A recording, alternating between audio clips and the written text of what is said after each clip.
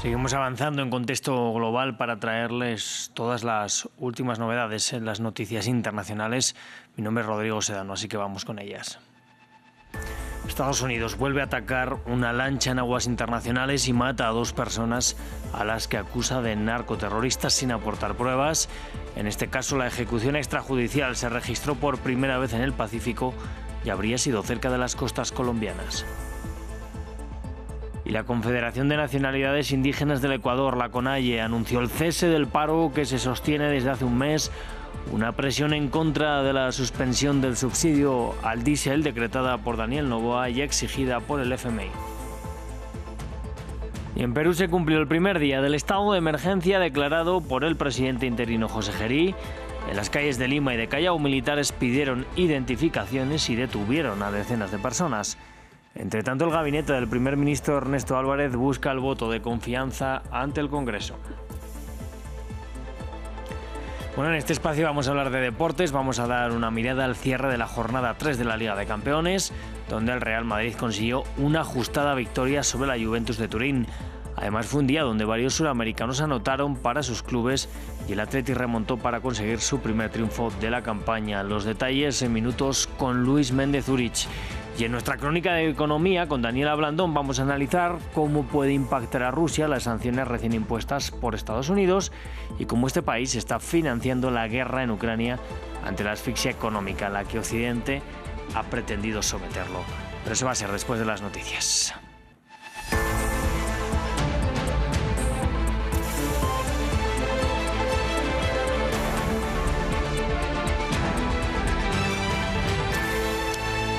Comenzamos en Estados Unidos, que bombardea una lancha supuestamente cargada con drogas ilegales. Es la 8ª embarcación que ataca, pero esta fue la primera golpeada en el Pacífico. Las otras habían sido interceptadas hasta ahora en el Mar Caribe. Fuentes militares aseveraron al New York Times que la operación se realizó frente a las costas de Colombia. Algunas ONG ya catalogan las muertes ocasionadas por Estados Unidos como asesinatos extrajudiciales. Diego Bazzani nos lo cuenta. ¿Cuál es el piso legal para las operaciones estadounidenses en las aguas de Sudamérica? Este miércoles, el secretario de Guerra de Estados Unidos, Pete Hegseth, informó que sus Fuerzas Armadas llevaron a cabo el 8º ataque contra embarcaciones que presuntamente transportaban narcóticos hacia su país, dejando 2 personas fallecidas. Ayer, bajo la dirección del presidente Trump, el Departamento de Guerra llevó a cabo un ataque cinético letal contra una embarcación operada por una organización terrorista designada que realizaba narcotráfico en el Pacífico Oriental. Posteriormente, desde la Casa Blanca, el presidente Trump explicó cuál es el sustento jurídico para llevar a cabo la ofensiva contra el tráfico de drogas en las aguas del continente americano. Tenemos autoridad legal, se nos permite hacerlo, y si lo hacemos por tierra podríamos recurrir al Congreso, pero tenemos un problema de seguridad nacional. Mataron a 300.000 personas el año pasado. Las drogas, estas drogas que ingresan mataron a 300.000 estadounidenses el año pasado y eso nos da autoridad legal. Tenemos un problema de seguridad nacional. Por su parte, la ONG Human Rights Watch cuestionó los argumentos utilizados por el gobierno republicano para llevar a cabo ataques mortíferos, esgrimiendo que Estados Unidos está realizando asesinatos extrajudiciales. Las autoridades estadounidenses no pueden matar de forma sumaria a personas a las que acusan de traficar con drogas. El problema del narcotráfico hacia Estados Unidos no constituye un conflicto armado y las autoridades estadounidenses no pueden eludir sus obligaciones de derechos humanos pretendiendo lo contrario. En los últimos meses, Estados Unidos ha declarado a grupos como el denominado Tren de Aragua como organizaciones terroristas para legitimar los ataques. Según los datos proporcionados por el gobierno Trump, al menos 34 personas han fallecido en sus operativos en los mares de América Latina. Y Donald Trump ha arremetido una vez más contra el presidente de Colombia, Gustavo Petro. Esta vez lo llamó matón y un mal tipo. El mandatario estadounidense se pronunció así desde el despacho Oval y advirtió que podría tomar acciones muy serias en contra de Colombia, aunque no especificó cuáles. Esto en medio de las tensiones con Petro por los ataques a embarcaciones en el Caribe y en el Pacífico. Por su parte, Petro respondió a este nuevo ataque, tildó de calumnia lo que dijo Trump y afirmó que se va a defender ante la justicia estadounidense. Por eso rechazamos con contundencia cualquier insinuación al respecto y efectivamente ahí no solamente no hay nada en la realidad, sino hay una calumnia que hiere a Gustavo Petro, sin duda, pero a Colombia, porque nos guste o no es el presidente que elegimos, que representa a nuestro país. Que el concepto, desafortunadamente, es similar al que están haciendo con Maduro, eso sí es aún más peligroso. Y el paro en Ecuador se acabó después de un mes de manifestaciones. La Confederación de Nacionalidades Indígenas del Ecuador, la CONAIE, anunció el cese de las protestas. Rechazaban que el gobierno de Daniel Noboa hubiera eliminado el subsidio al diésel, una suspensión que continúa, si bien el presidente Daniel Noboa ha asegurado que el precio bajará a partir de diciembre. La CONAIE asegura que ha tomado la decisión para proteger la vida de los manifestantes ante la represión estatal. El reciente anuncio del presidente Daniel Noboa sobre la intervención en Imbabura con toda la fuerza del Estado nos causa profunda preocupación. En los últimos días hemos sido testigos de la brutal represión ejercida contra nuestros hermanos y hermanas en varias provincias del país. Producto de eso, tenemos 3 muertos, decenas de heridos y comunidades enteras viviendo bajo el miedo y la represión. Ahora vamos a Perú, donde a esta hora el gabinete de Ernesto Álvarez busca el voto de confianza ante el Congreso. En su presentación, el primer ministro ha pedido al legislativo otorgar al gobierno 90 días de facultades legislativas para aprobar leyes para combatir la inseguridad. Justamente este miércoles se cumplió el primer día del estado de emergencia declarado por el presidente interino José Gerí. Militares fueron desplegados en las calles de Lima y de Callao, pidieron identificaciones a los civiles y realizaron requisas carcelarias y detenciones a decenas de personas. Nos lo cuenta Ramiro Cueva Barberena. Las calles de Lima amanecieron con presencia militar. Luego de que el presidente interino José Gerí anunciara el estado de emergencia después de semanas de protestas civiles, uniformados se desplegaron por la capital, patrullando las calles, pidiendo documentos de identidad y montando pequeños operativos de seguridad en distintos puntos de Lima. Pienso que sí debe sacarlo al ejército siempre, para los robos, extorsiones, para los asaltos a los jóvenes, ya no se puede caminar por las calles libremente, llegas a la puerta de tu casa, ahí mismo te cuadran. El aumento de los delitos fue un factor para que el mandatario interino tomara esta medida, la cual restringe derechos como la libertad de reunión y la inviolabilidad del domicilio.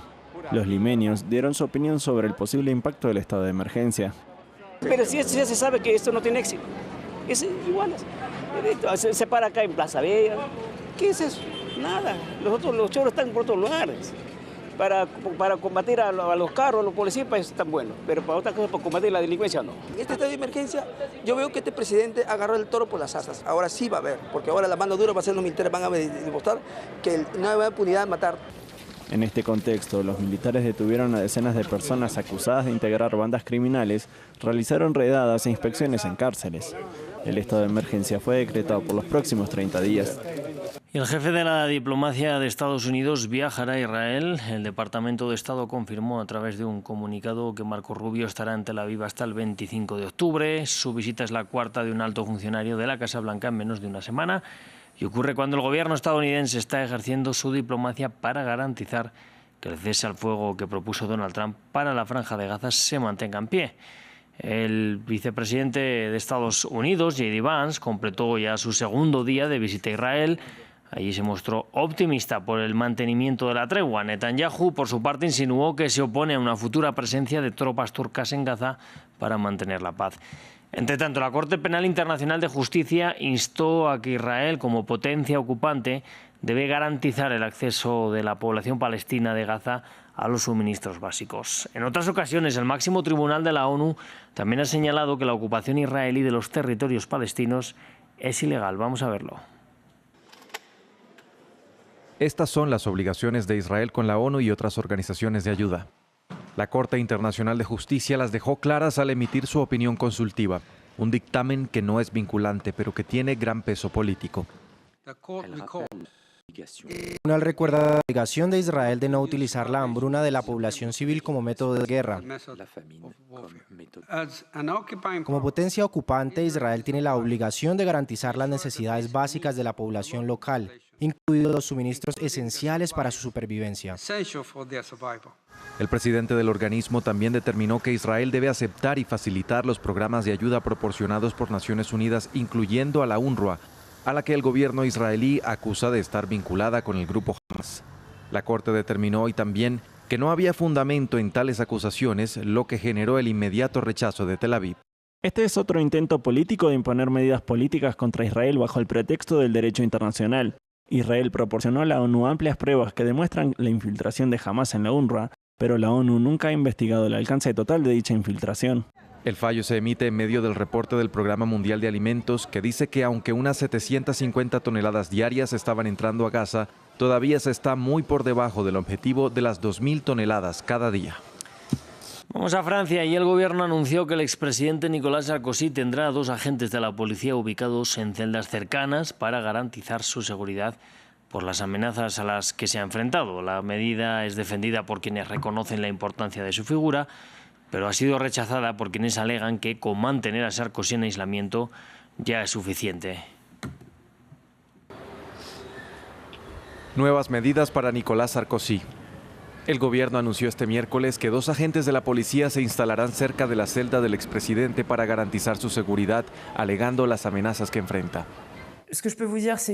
Lo que puedo decirles es que Nicolas Sarkozy es un acusado como cualquier otro, pero es un preso que hoy en día requiere necesariamente condiciones de detención especiales, en particular aislamiento y protección especial.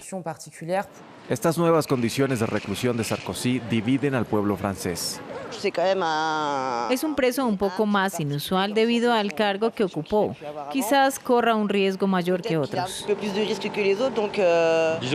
No me sorprende que esté en régimen de aislamiento, pero que tenga agentes de seguridad, basta ya.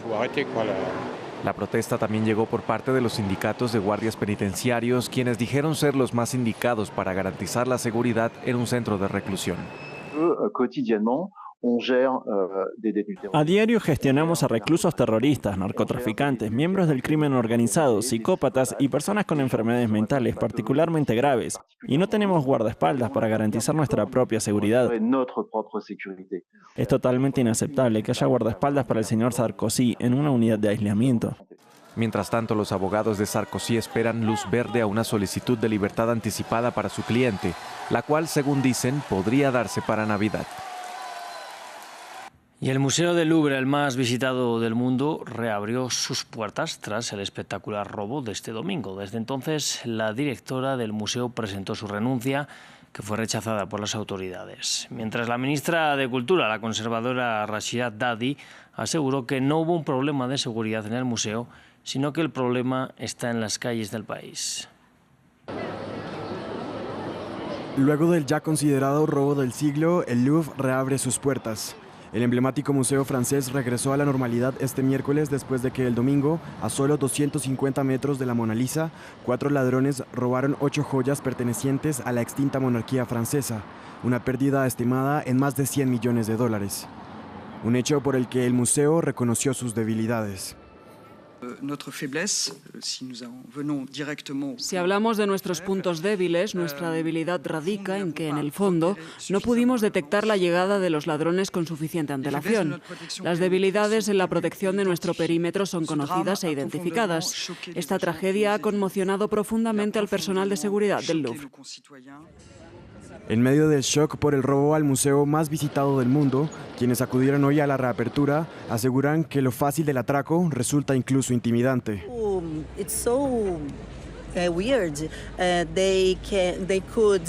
Es tan raro, lo hicieron con tanta facilidad, porque lo que vemos en las películas es muy difícil, pero en realidad fue tan fácil, da miedo.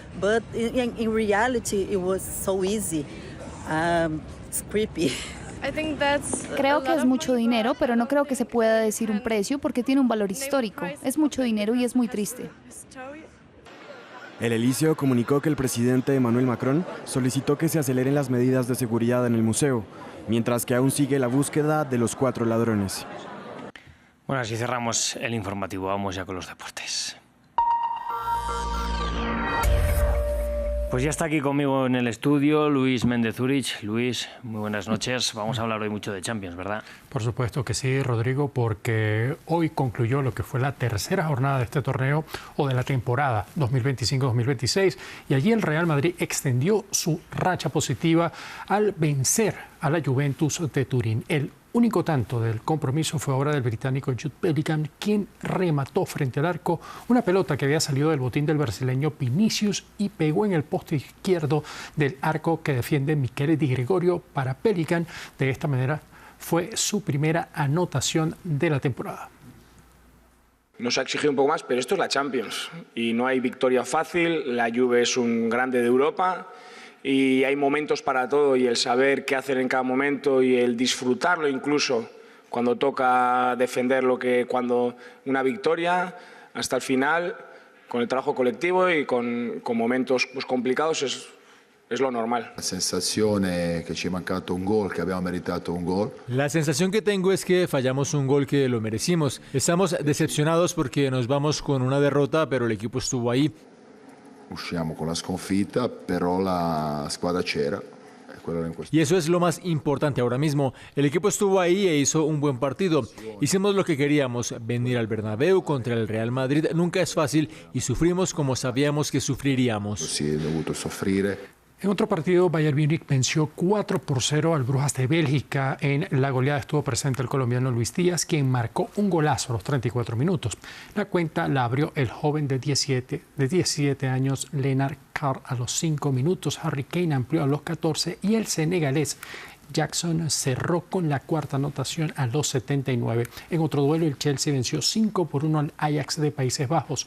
En esta goleada estuvieron presentes Enzo Fernández, quien marcó de pena máxima a los 45 minutos, y el brasileño Estevao, quien también marcó de pena máxima, pero esta vez a los 45 más 6. En otros resultados, el Athletic Club remontó un partido que caía 1-0 y terminó ganando al Karabakh 3-1. Por ese mismo resultado, el Galatasaray de Turquía se impuso al Bodo Glimt noruego. El Sporting de Lisboa venció 2-1 al Marsella. Allí el colombiano Luis Suárez disputó los 90 minutos, no pudo marcar en esta ocasión. El Liverpool venció 1-5 al Frankfurt de Alemania. Mónaco empató con el Tottenham inglés, al igual que el Atalanta y el Slavia Praga. Estos dos partidos sin goles. Bueno, pues así cerramos la Champions. Vamos a Copa Libertadores, que también se juega hoy. Así es, Rodrigo, comienzan las semifinales a poco más de un mes para que se dispute la gran final de este torneo, que será en el Estadio Monumental de Lima. A esta hora, Flamengo de Brasil recibe la visita de Racing de Avellaneda, representante de Argentina. Un partido que ya se aproxima a lo que es su primera mitad y está 0-0. Para mañana, Liga de Quito estará recibiendo al Palmeiras por la segunda semifinal. Bueno, pues estaremos muy atentos también a lo que pasa allí. Nos vamos a ir hasta Marruecos. Allí la ganadora selección sub-20 ha sido recibida con honores. Por supuesto que sí. Los integrantes de este combinado que ganó el título el pasado domingo en Chile fueron recibidos en una recepción oficial por el príncipe heredero Moulay Hassan. 1-1, los campeones fueron saludando a su Alteza Real, exhibiendo la medalla que los acredita como campeones de la categoría. Posteriormente, esta selección partió desde el palacio en una caravana que sería esperada por miles de personas en las principales calles de Rabat. La victoria de Marruecos sobre Argentina de 2-0 convirtió a esta selección en la segunda africana que logra alzar el título en la categoría después de lo hecho por Ghana en el año 2009. Bueno, vamos a ir ahora con Euroliga, notas de baloncesto. ¿Qué es lo que nos traes, Luis? El club israelí Maccabi Tel Aviv alcanzó su segundo triunfo de la campaña al derrotar al Real Madrid 92-91. Fue un partido muy cerrado para los dirigidos por Sergio Scariolo, que dejaron escapar la victoria en los últimos segundos del compromiso.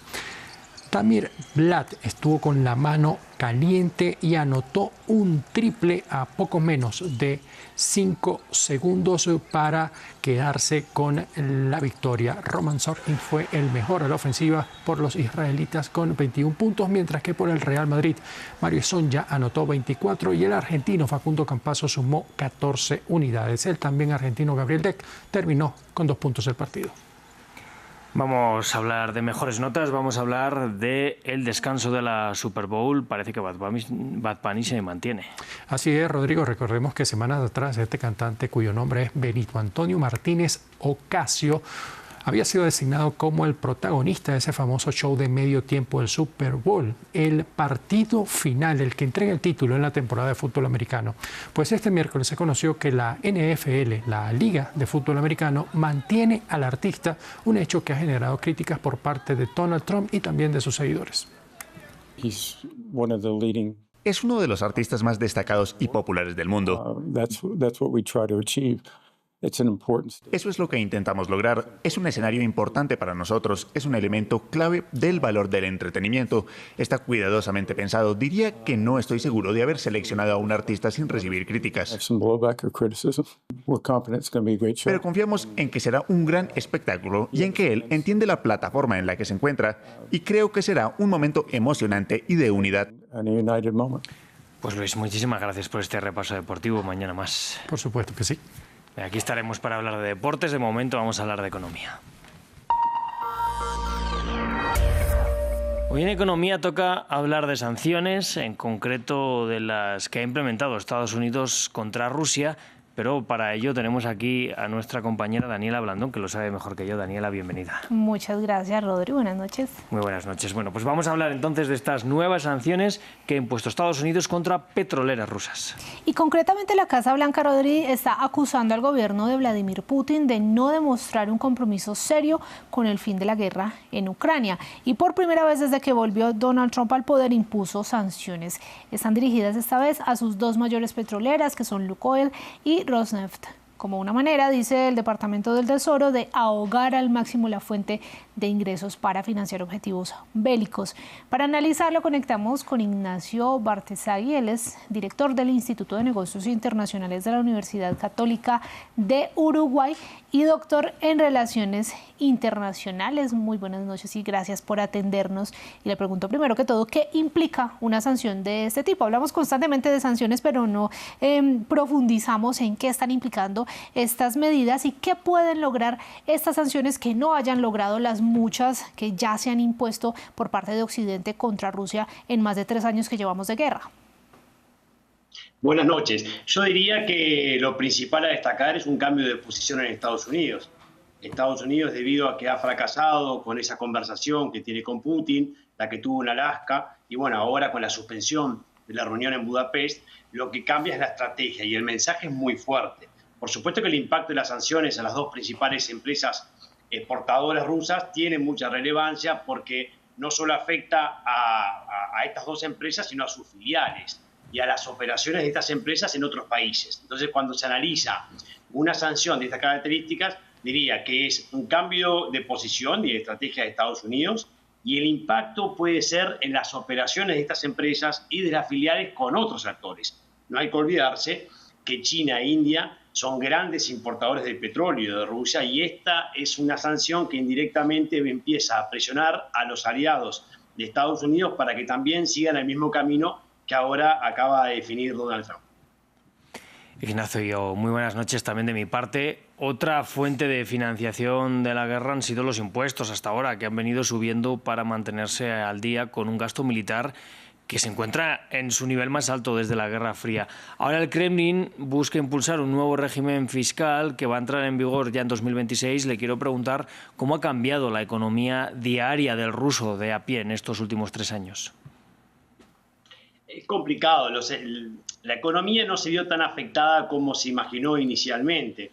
Entre otras cosas, Rodrigo, porque tenés que tener en cuenta que todavía Rusia le vende lo que ha dejado de venderle al mundo a otras economías. India le está comprando, China le está comprando, otros países asiáticos le están comprando. Entonces, hasta durante bastante tiempo la Unión Europea le siguió comprando también algunos productos estratégicos. Entonces, la forma de ahogar a la economía rusa, además de estas reformas que puede llevar adelante y que van a afectar probablemente a la economía rusa, la forma de parar esa inversión que tiene en armamento, es cortar sus ventas estratégicas o presionar a los aliados de Estados Unidos a que logre que no le compren más petróleo o en su momento gas a Rusia, que le entra muchísimo ingreso. Entonces, yo diría que no va a ser fácil asfixiar a la economía rusa desde el momento en que algunos países como China, como India, están definidos a seguir comprándole estos recursos a Rusia o los productos que Rusia no puede colocar en el mundo por las sanciones. Entonces, en ese sentido, hay que esperar a ver si progresivamente más economías se suman a las sanciones que está ahora imponiendo Estados Unidos. Ignacio Bartesagui, doctor en Relaciones Internacionales, muchas gracias por atendernos en France 24. Con todo gusto. Bueno, pues Daniela, muy interesante lo que nos comenta nuestro invitado, porque hay que entender, más allá de la noticia, cómo afecta esto o cómo no está afectando quizás tanto de lo esperado hasta el momento. Claro que sí, y sobre todo me parece muy importante el último punto que menciona sobre el tema de que otros países le están comprando a Rusia, pero como Estados Unidos también está tratando de disuadir a estos países para que no le sigan comprando a Rusia y se vuelve pues todo esto, lo que ya sabemos, un lío internacional. Claro. Bueno, pues veremos cómo va a partir de ahora estas sanciones. De momento cambiamos de tema, tenemos plena temporada de resultados trimestrales y vamos a ir con los de Tesla. Escogí 3 de los muchísimos resultados financieros que hemos visto esta semana.